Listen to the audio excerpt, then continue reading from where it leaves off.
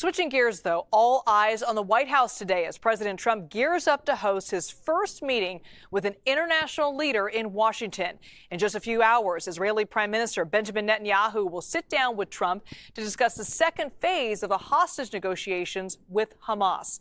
CBS News senior White House correspondent Weijia Jiang joins us now for more on all this. Weijia, great to see you. What details are we learning about this meeting happening later on today? Well, Liz, you already mentioned what the top line is probably going to be, and that is how and if Israel will, in fact, move into that second phase of the ceasefire agreement and hostage release agreement that, of course, the Biden administration brokered, but the Trump administration is tasked with implementing. And that is a big question, Liz, because there are a lot of different calculations that Netanyahu has to take into effect, including his own political preservation when it comes to exactly how to completely unwind. But of course, Trump has taken full ownership of this agreement. He said that it was because of him that it finished that it crossed over to the finish line. And so they want all of the hostages to be released. They want the deal to be successful, and there might be some tension there. We also expect these two leaders will talk about how to curb Iran's nuclear ambitions, as well as how to normalize relations with Saudi Arabia. But Liz, I think what's really important here is just the fact that Trump has chosen to host Prime Minister Netanyahu in Israel as his first meeting with any world leader, because that really is meant to set a tone for a focus on his foreign policy. Of course, Biden chose Japan, and then we saw 4 years of several different actions to really strengthen ties with allies in that region to combat China. So this is much more than just any meeting. It's not just about the U.S. and Israel. It's about Trump's priorities as it relates to the international stage.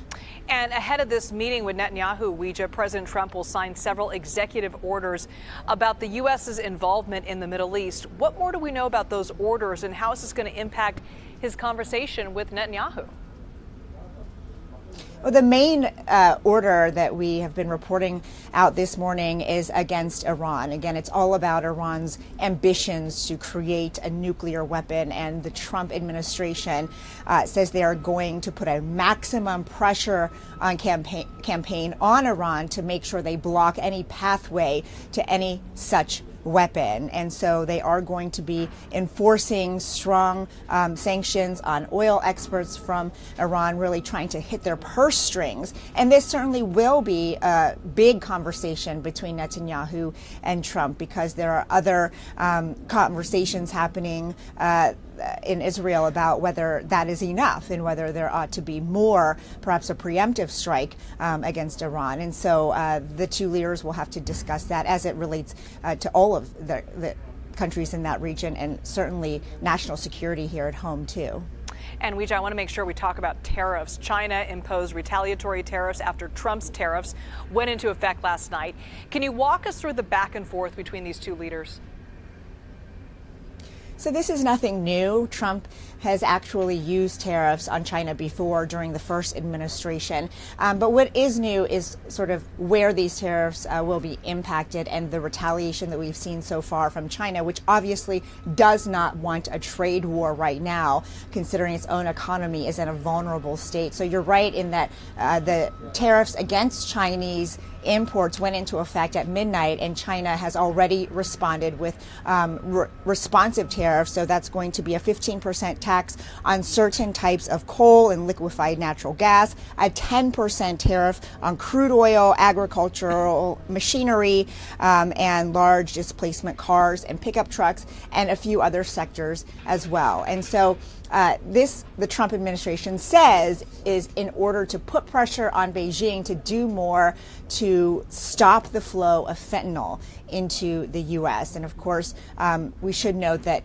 in the previous administration, Biden and Xi Jinping did sign an agreement in November of 2023 to try to do just that by limiting the amount of ingredients for fentanyl that China can export to other countries. But we should also note that there has not been a substantial decrease in the amount of fentanyl seizures since that. And so that is why Trump is saying they clearly have not done enough and need to do more to stop this deadly drug from coming in. We'll see how and if China responds. But, as far as more tariffs, at this point, we haven't heard about another step from the U.S.'s part to respond to the retaliatory tariffs.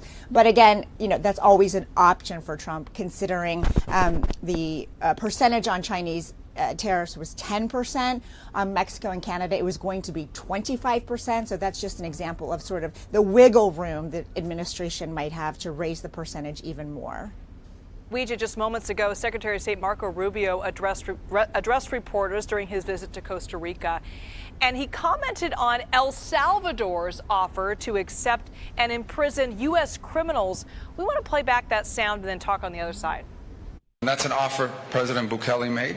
Obviously, we'll have to study it on our end. There are obviously legalities involved. We have a constitution. We have all sorts of things. But it's a very generous offer. No one's ever made an offer like that. And to outsource at a fraction of the cost, at least some of the most dangerous and violent criminals that we have in the United States. But obviously the administration will have to make a decision. I raised it yesterday because it's an incredible offer and an unprecedented one. Weijia, can you walk us through what this offer was to take in U.S. prisoners and have them actually imprisoned in El Salvador? What does that country get out of this? What is this arrangement?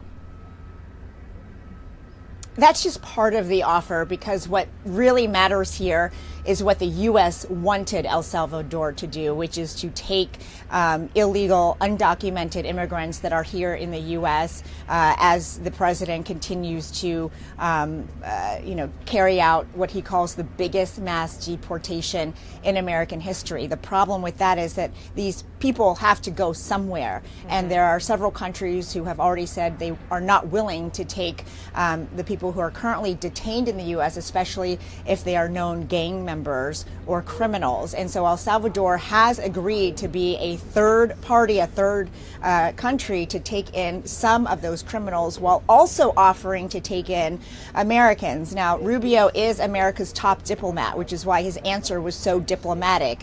He reiterated that it was a kind offer, but this is not about American criminals at all. This is not about finding a place for American citizens to go. So even though he had to address it and use that sort of flowery language to talk about what a generous offer it is, he also mentioned the kind of legal and constitutional challenges that would arise if that were even, pursued. And so I don't think that, it's something that the U.S. is going to seriously consider, Liz. All right, Weijia Jiang, thanks so much for putting that into context.